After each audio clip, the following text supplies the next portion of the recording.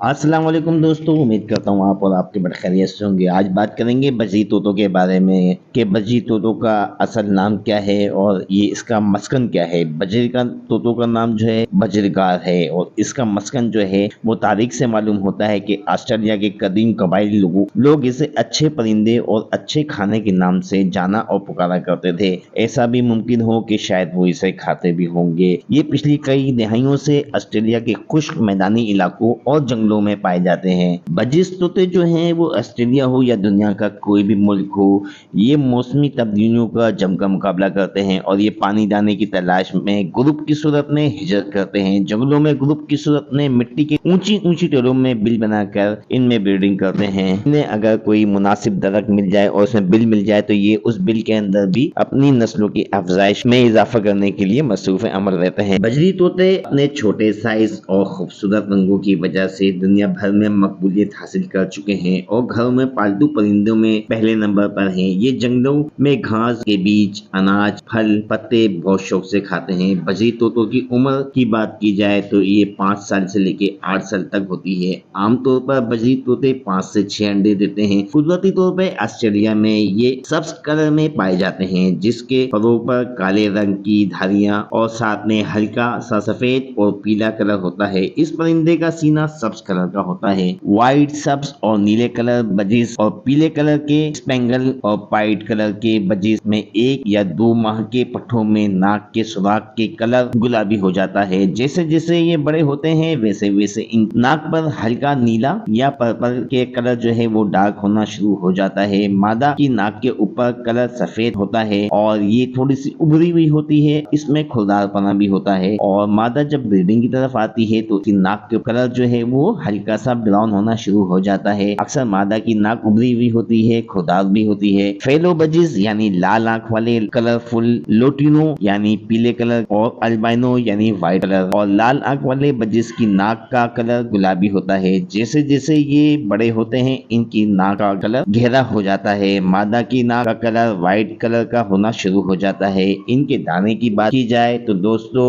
इस महंगाई के दौर में सिर्फ बाजरा और व्हाइट कंगनी थोड़े से जो है सूरजमुखी के बीज इनको दे दिया करें। आप जो है इनको लूसन और भुट्टा भी दिया करें, इससे इनकी सेहत भी अच्छी रहती है। खासतौर पर ब्रीडिंग सीजन में आपने इनके केज में भुट्टा खत्म नहीं होने देना, क्योंकि ये अपने बच्चों को फीड कराने में आसानी महसूस करते हैं। इसके अलावा कैल्शियम ब्लॉक बजरी के लिए बहुत जरूरी है। शदीद गर्मी में आप इन्हें सलाद के पत्ते, गोभी के पत्ते और पुदीना दिया करें, इससे इन्हें गर्मी की शिद्दत में कमी महसूस होगी। इसको बड़े बर्तन में पानी दिया करें क्योंकि गर्मी में बजिस नहाना पसंद करते हैं। अगर आपका केज छोटा है तो आप शावर से इन पर पानी का स्प्रे भी कर सकते हैं। एक बहुत ही पॉइंट की बात आपको बताता चलूं, आपने परिंदे कोई भी रखे हो, बजिस हो, लोटिनो हो, जावा हो, कोई भी परिंदा हो, आपने इनकी नींद का भरपूर ख्याल रखना है। अक्सर घरों में ऐसा होता है कि परिंदे हैं और जिस जगह हम लोग रहन सहन होता है वहीं पे हम लोग परिंदे का केज भी रख लेते हैं। तो अक्सर ये होता है परिंदा जो होता है वो सुबह के वक्त में उड़ जाता है और हमारे यहाँ रूटीन के मुताबिक, जैसे हम कराची है, लाहौर है, कोई भी मतलब शहर में है, रूटीन के मुताबिक जो है 12 से 1 बजे तक सोने के आदी हैं। तो अगर हमारे घर के अंदर परिंदे हैं तो जाहिर सी बात है घर में लाइट भी रोशन होती है। तो जब लाइट रोशन होती है तो ये परिंदे सो नहीं पाते। अक्सर आपने देखा होगा कि परिंदे जो हैं मगरिब के बाद सो जाते हैं और सुबह तुलु आफ्ताब के वक्त ये उड़ जाते हैं। तो खास तौर पर इनकी नींद का आपने बहुत ख्याल रखना है। अगर आपके पास इस तरह का कोई एनवायरनमेंट है कि आपके घर में है तो आप मगरिब के बाद इनके ऊपर कुछ इस तरीके से कपड़ा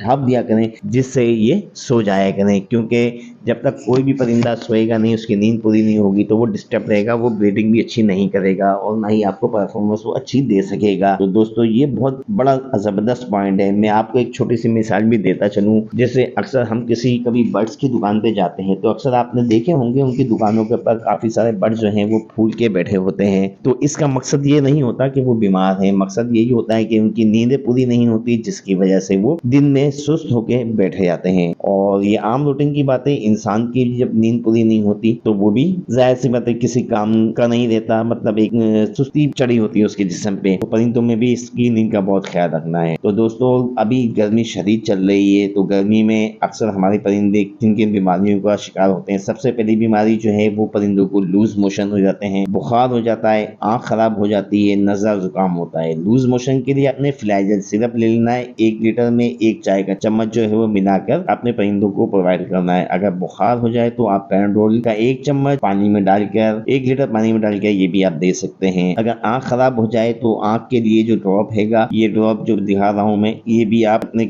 परिंदे की आंख में डाल दिया करें, तो इससे इंशाल्लाह ये आंख की बीमारी भी दूर हो जाएगी और आपका परिंदा एक्टिव भी रहेगा। तो दोस्तों अब किसी के पास अगर ज्यादा परिंदे नहीं है और वो 1 लीटर पानी में डालने का सोच रहा है, तो दोस्तों इसके लिए ये है कि आप एक कटोरी ले लें, उसके अंदर से कोई भी, जैसे अगर बुखार है तो पैराडोल के 2 कतरे डाल दिया करें, नज़ला जुकाम है तो ये एरिनेक इस्तेमाल कर लें। तो इससे 2 कतरे, इसकी जो बर्तन होता है खाने का पानी का, इसमें पानी भर के इसमें 2 कतरे आप मिला दिया करें। अच्छा, बात करते हैं कॉलोनी और केज के बारे में। अगर कॉलोनी आपके पास है तो बजिस में ये होता है कि ये आपस में लड़ते बहुत हैं, कोशिश करें इनको केज बाई केज ही रखें, तो ये ज्यादा अच्छी आपको परफॉर्मेंस देंगे। और महंगाई के हिसाब से आप इनको दाने में, मैंने आपको बता दिया 3-4 चीजें ये दें, और कोशिश करें इनको जो है इलाके में जो सब्जी वगैरह होती है वो भी इनको दे दिया करें, तो इंशाल्लाह ये आपको अच्छी परफॉर्मेंस देंगे। तो अगर टॉपिक समझ में आया हो और नर मादा की पहचान आपको समझ में आई हो तो वीडियो को लाइक कर दें और चैनल को सब्सक्राइब करें। मिलते हैं अगली किसी वीडियो में अच्छे टॉपिक के साथ, तब तक के लिए इजाजत दीजिए। अल्लाह हाफिज।